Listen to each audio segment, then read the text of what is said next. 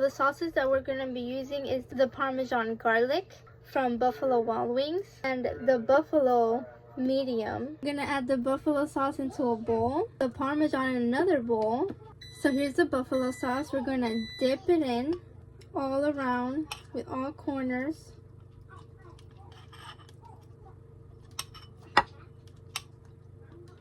Get it all saucy. This is what your wing is gonna look like. Now the Parmesan one. This is the Parmesan and this is the buffalo wings. So saucy, oh my goodness. Now for the taste test. Oh my goodness.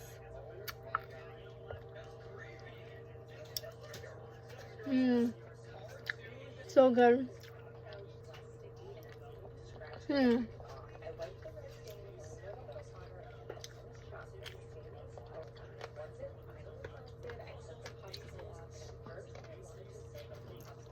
I'm gonna dip it in.